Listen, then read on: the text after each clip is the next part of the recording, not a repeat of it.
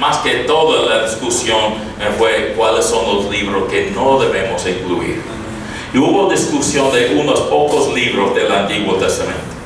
El libro de Esther, debido a no contener el nombre de Dios, pero era un libro usado en la fiesta, entonces decidieron no, claro.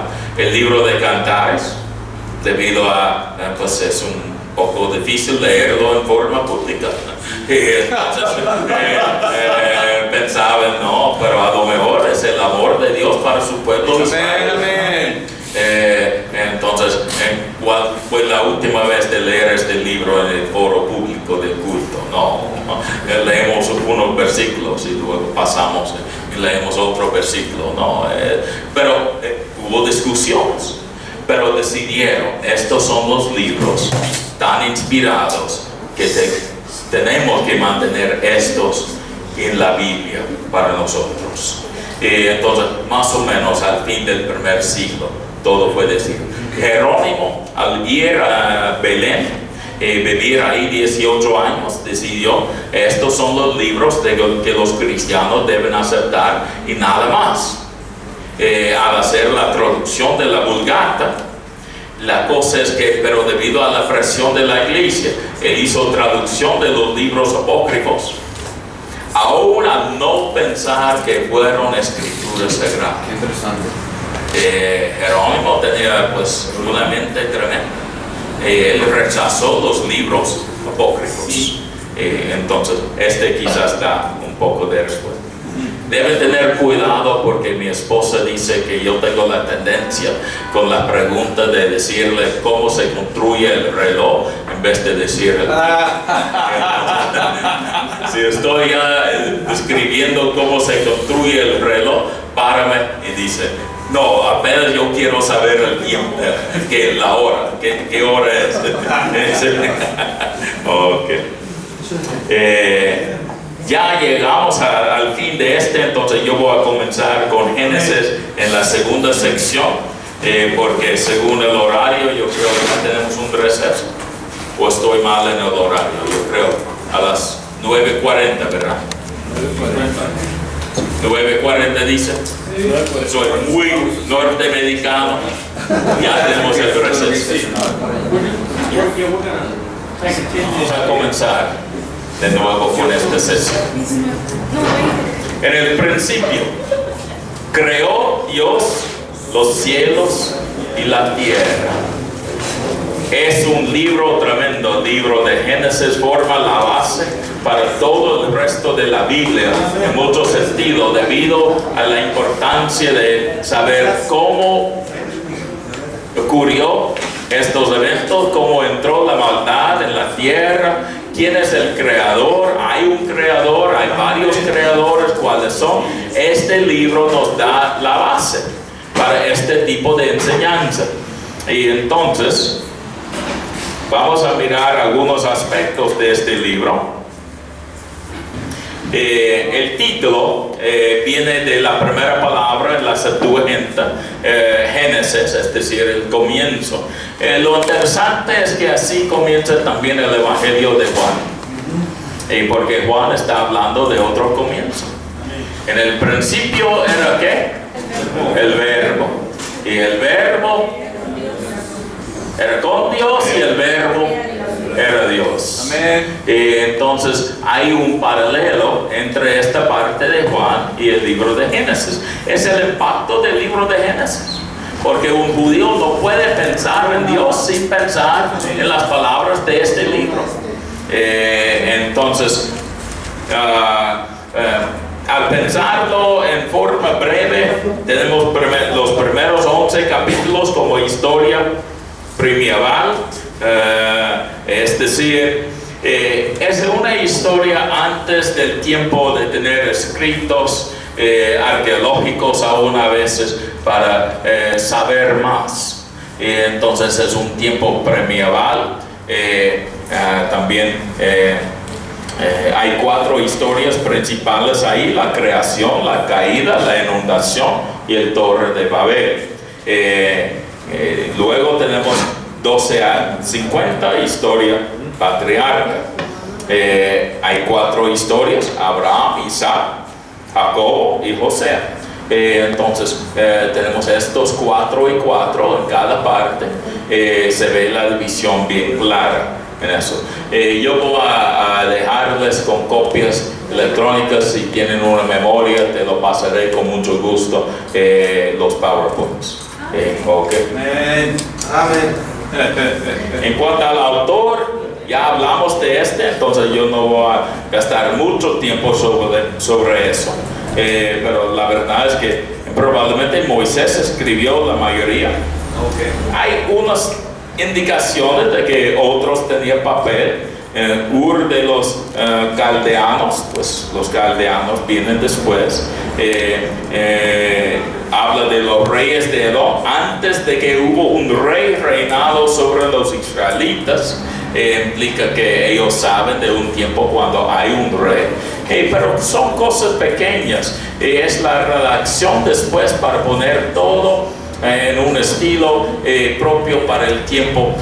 No sabemos exactamente cuándo, de Josías, de Esdras, pero de todas maneras la mayoría fue escrita por Moisés, y tuvieron que cambiar algunas cosas porque aún las letras en el hebreo cambiaron. Hubo la introducción de letras y también sacaron algunas letras. Entonces no tenemos mucho problema con eso. ¿Qué es la importancia? Como he dicho, es la base para el resto de la Biblia. También de dónde sacamos la idea de Dios como nuestro creador, de aquí de Génesis. Es una verdad tremenda, es la base de nuestra fe. Dios es nuestro creador. Él es nuestro creador. Le debemos la obediencia, le debemos nuestra vida. La vida viene de Dios. Y implica una responsabilidad delante de Dios. Y no somos libres de hacer cualquier cosa con nuestra vida, porque tenemos que dar una respuesta a nuestro creador. Sería la manera de honrar a nuestro creador. Como los niños no deben pensar que aparecieron de nada, ellos tienen padres y deben honrar a sus padres, porque ellos han sacrificado para ti. En este sentido, tenemos un creador y debemos honrar a nuestro creador. Es una verdad básica. No podemos llamar a Dios Padre debido a cualquier cosa, pero Él es nuestro Padre porque es nuestro Creador. Y también demuestra la libertad del hombre, que la maldad entró en este mundo no debido a la obra de Dios, sino debido a la acción de los hombres, que tuvimos responsabilidad delante de Dios. Pero con el pecado caímos de una obediencia total a Dios. Entonces perdimos algo de la relación que tenemos con Dios. Es una relación que queda en algún sentido rota por el pecado. Voy a aclararlo después, por eso estoy escogiendo unas palabras suaves aquí, porque vamos a hablar del pasaje en sí. Pero de todas maneras, da toda la razón por luego tener que buscar la manera de relacionarnos con Dios, porque es una lucha relacionarse con Dios. Porque no es algo automático al nacer, que cada ser humano ya tiene una relación perfecta con Dios. Porque necesitamos un Salvador. Todo eso viene de Génesis. Amén. Viene de esta caída con el pecado. Okay. Entonces vamos a mirar a 3 textos claves aquí en Génesis. Vamos a ver, yo tengo más también, pero en cuanto a la creación, muchos se han equivocado porque quieren poner todo el enfoque sobre lo que fue creado y no sobre quién hizo la creación. Pero el enfoque en el texto es sobre el nombre de Dios que se usa 35 veces en 35 versículos es que Dios hace la creación. Este es el enfoque principal. Y podemos enfocar sobre los otros asuntos, no hay problema. Pero no debemos fallar en mantener el enfoque principal. ¿Quién es nuestro creador? Es Dios. Es Dios. Entonces, solamente Dios puede crear algo de nada. Seguramente han oído del chiste del científico quien va a Dios y dice: Dios, no tenemos más necesidad de ti. Y Dios dice: ay, ¿y cómo así? Pues ya sabemos cómo crear la vida y todo eso, podemos crear cualquier cosa como científicos. Y Dios dice: bien, ¿por qué no tenemos pues una competencia? Vamos a ver en cuanto a quién puede crear un ser humano. El científico dice: bien, lo puedo hacer. Dios se rodilla y escoge un poco de polvo, lodo de la tierra, y comienza a formar un hombre. El científico baja y escoge un poco de polvo. Y Dios: tú tienes que hacer tu propio lodo, tu propia tierra. Este es mío. Entonces, todo fue creado por Dios de nada, usando su palabra. El enfoque sobre la acción de Dios. También debemos reconocer el enfoque sobre el hecho de que la creación es algo bueno. Y este es importante porque no tanto hoy día, pero en el pasado especialmente, muchos han pensado en la creación como algo malo, que en verdad solamente el espíritu es bueno. Pero la verdad es que la creación en sí es algo bueno hecho por Dios. Debemos reconocer que es un don de Dios dado a nosotros para tener este planeta, en este sentido, para vivir aquí. Pero es un don de Dios y no debemos menospreciar la tierra que Dios nos ha dado. La vida es buena. Amén. La tierra es buena. Lo que contiene la tierra es bueno. Y somos nosotros administradores de esta tierra, bajo el control de Dios. Este es como debe de ser. Ok. Sí, amén. Y entonces, ahí es donde debemos ir al texto. Pues,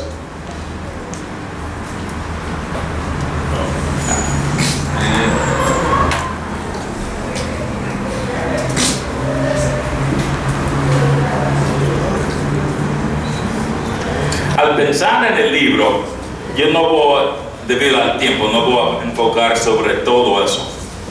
Pero debemos darnos cuenta de la creación del hombre. Y aquí es donde lo encontramos, Génesis 1:26. Entonces dijo Dios: hagamos al hombre a nuestra imagen. ¿Quién es nuestra? ¿Quién es hagamos? Dios Padre, Hijo y Espíritu Santo. Esta es la creencia cristiana, es que es la indicación de que hay una pluralidad dentro de la unidad de Dios. En este sentido, vemos nosotros muchas veces la idea de la Trinidad ahí. Otra posibilidad es que es una manera real de un rey de hablar, de hacer algo. Implica que todos bajo su mando están ya involucrados. Lo que él va a hacer es otra posibilidad. Lo que no debemos sacar de esto es que haya más de un Dios. Amén. Porque los judíos son totalmente convencidos de que hay un solo Dios y no van a tener algo en su texto que va en contra de esto. Entonces, este sería un mal entendimiento del texto. No es que hay una pluralidad de Dios, pero hay un Dios, y ya hablamos de este quizás en otra conferencia, un Dios quien está más allá de su creación, porque la creación es acción de Él, y lo llamamos Dios Padre. Y hay un Dios quien viene y obra dentro de su creación en una forma que no vemos, y este es el Espíritu Santo. Es la presencia poderosa de Dios aquí. Amén. Y Dios está aquí obrando dentro de su propia creación, a pesar de también estar más allá de su creación. Y una vez Él entró en su creación como parte de su creación, Dios Hijo, nuestro Señor Jesucristo. Y entonces hay una pluralidad dentro de la unidad de Dios. Este es lo que llamamos la doctrina de la Trinidad. Es algo básico. No sabemos mucho de Dios. La verdad es que yo no puedo decirle muchas cosas en cuanto a las actividades diarias de Dios, cosas así. Yo puedo mencionar unas cosas que hace Él cuando Él piensa en otros planetas, en otras galaxias y todo eso. La verdad que no sé. Yo no sé. A mí me gusta la canción que dice: si hay vida en otros planetas, Dios ya lo sabe y Él ha ido ya allá para redimirles de sus pecados. Este es lo que yo sé, es un Dios de redención, es un Dios creador. Pero lo que sí sabemos, algo esencial de Dios mismo, es la doctrina de la Trinidad. Es algo muy cristiano, mal entendido por muchos. Muchos salen a casi tener 3 dioses. Es la pluralidad de Dios dentro de su unidad, y debemos entender eso. Hay un solo Dios, pero conforme a nuestra semejanza. Y entonces, ¿qué es el papel original, o si quiere el carácter original de un ser humano? Y creó Dios, versículo 27, al hombre a su imagen.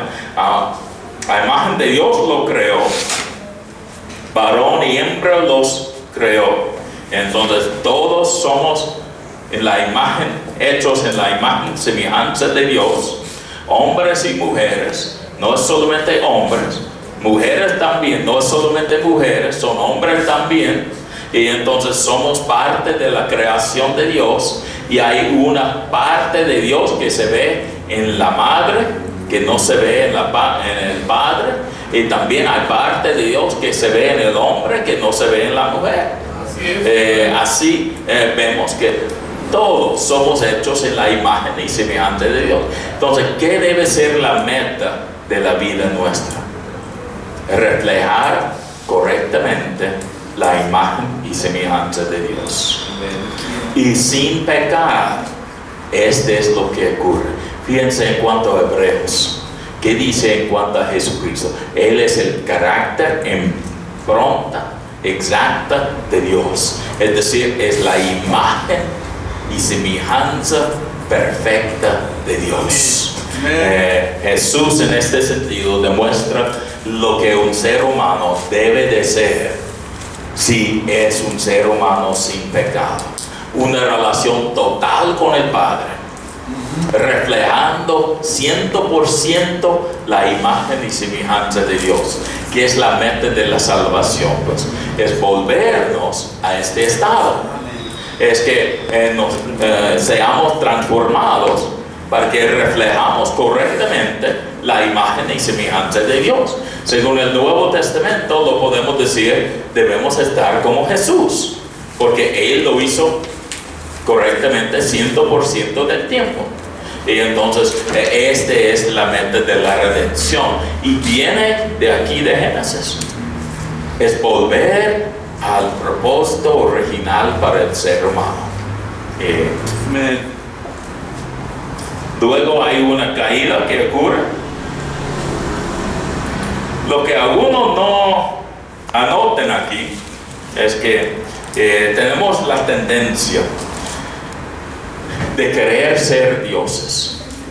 Es la tendencia de los seres humanos.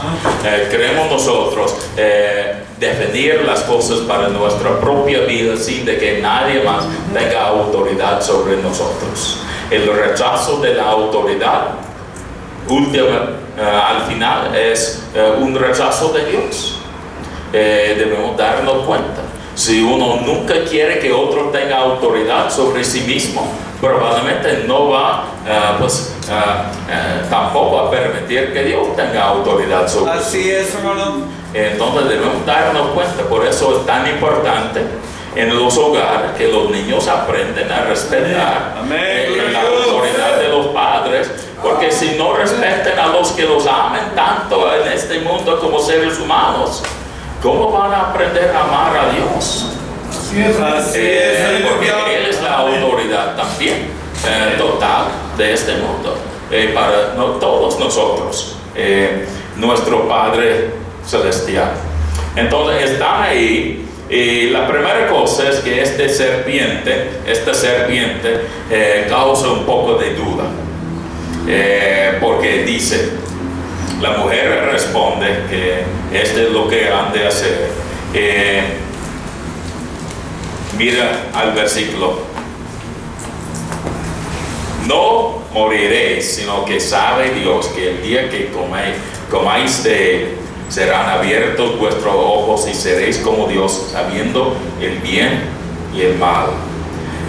¿Qué es el comienzo de la tentación? De pensar que sabemos nosotros mejor que Dios las acciones que debemos de tener, de hacer.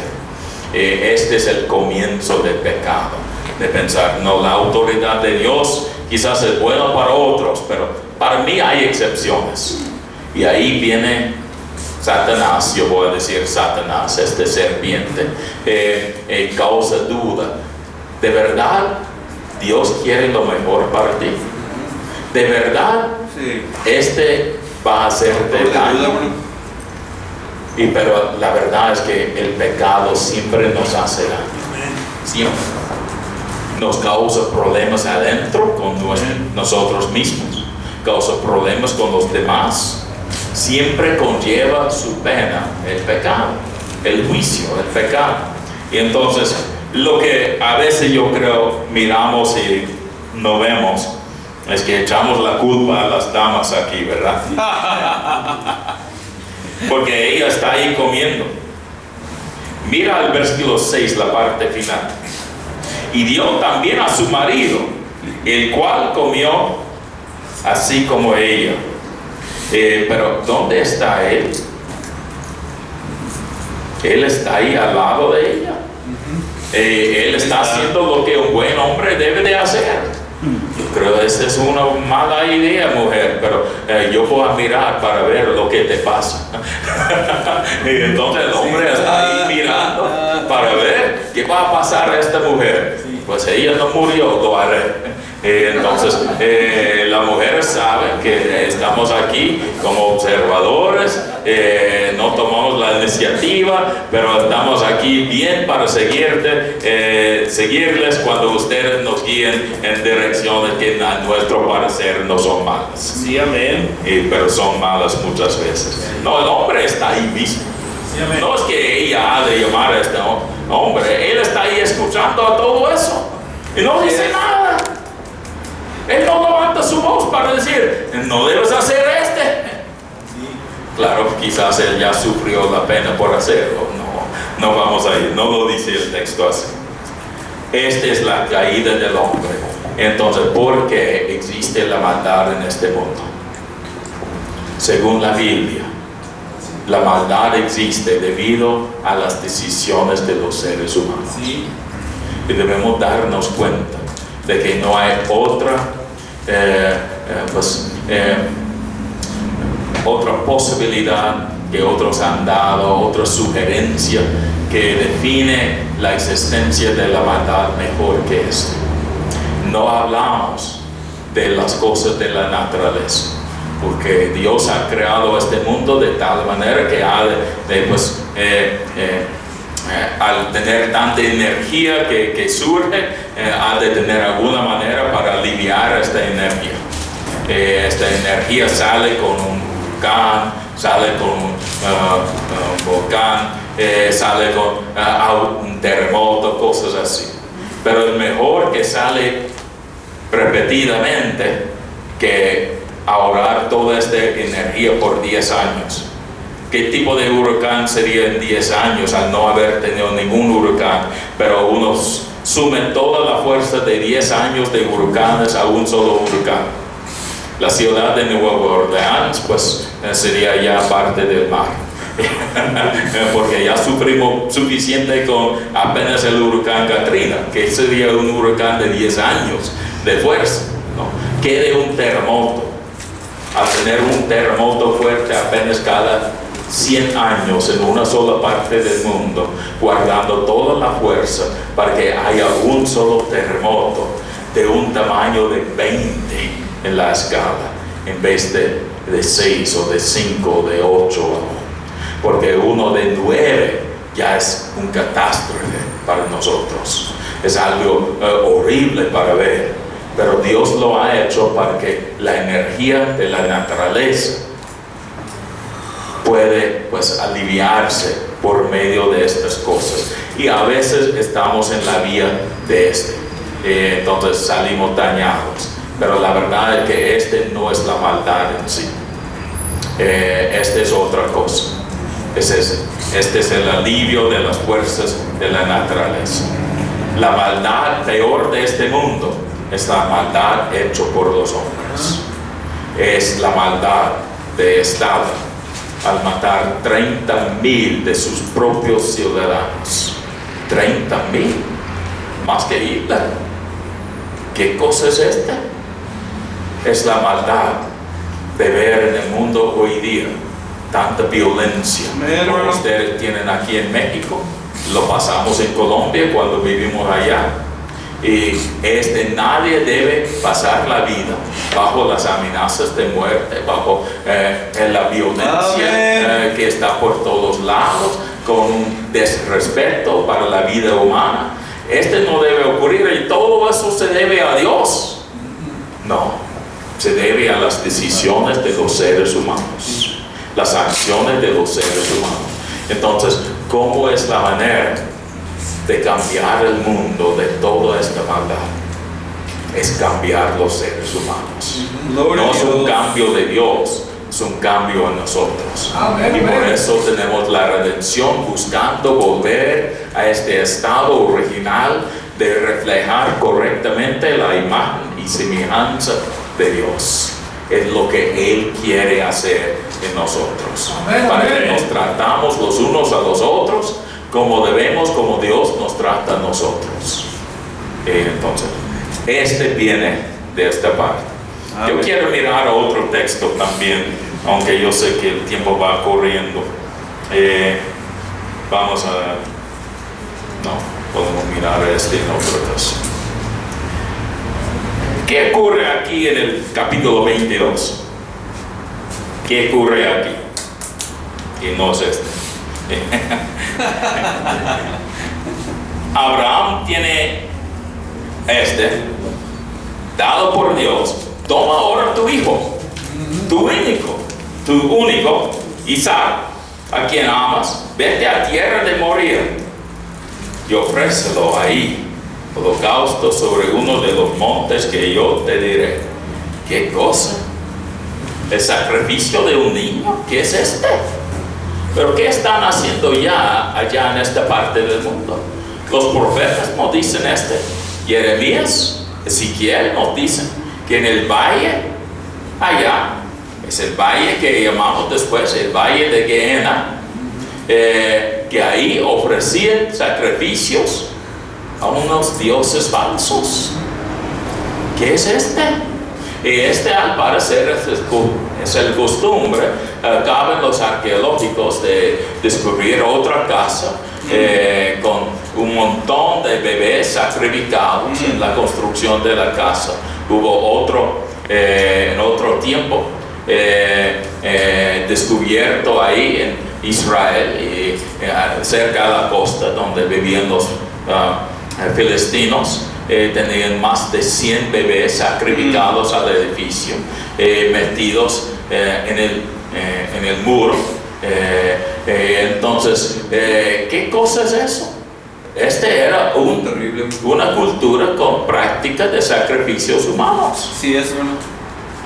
Hay un trasfondo aquí en México con eso, claro. Es algo horrible. Entonces, Dios va a permitir, lo voy a decir así, que Abraham lleva a Isaac allá al sitio donde sabemos que hay sacrificios de hijos. Y está ahí donde hoy día encontramos la ciudad de Jerusalén. Porque toda la cultura está diciendo, si tú quieres adorar a Dios, a los dioses verdaderos, debes llevar a tu hijo allá tu primogénito allá y hacer sacrificio. Y Dios le da permiso. Hágaselo, llévalo ahí. Te mostraré el monte. Y él lleva a Isaac allá. Pero Dios va a mostrarle algo bien clave. Que no es un Dios de sacrificio humano. Hacer lo que toda la cultura hacía. Todos lo llevaban ahí a Jerusalén para hacer sacrificio. Cuando Abraham llega allá, Dios dice: no, yo no quiero el sacrificio de un hijo.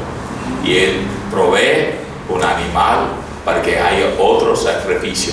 Este es para los judíos la clave para que no haya sacrificios humanos en su fe. De este momento en adelante, ellos tienen la prohibición de sacrificios humanos. Y así lo seguimos nosotros. No matamos a nadie en nombre de Dios como sacrificio a Dios. Es algo prohibido. Es algo clave para el entendimiento de Dios. Muchos lo han intentado, lo han hecho pensando que es algo agradable a Dios, pero matar a un ser humano en nombre de Dios siempre es algo que Dios odia. Rechaza el sacrificio humano. Y hay otros libros que debemos mirar. ¿Qué cosa? El tiempo va corriendo. No se toma tiempo.